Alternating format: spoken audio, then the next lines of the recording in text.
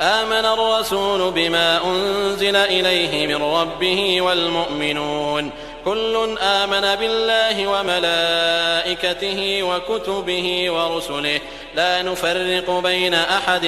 من رسله وقالوا سمعنا وأطعنا غفرانك ربنا وإليك المصير. لا يكلف الله نفسا إلا وسعها لها ما كسبت وعليها ما اكتسبت ربنا لا تؤاخذنا إن نسينا أو أخطأنا ربنا ولا تحمل علينا إصرا كما حملته على الذين من قبلنا ربنا ولا تحملنا ما لا طاقة لنا به واعف عنا واغفر لنا وارحمنا أنت مولانا فانصرنا على القوم الكافرين.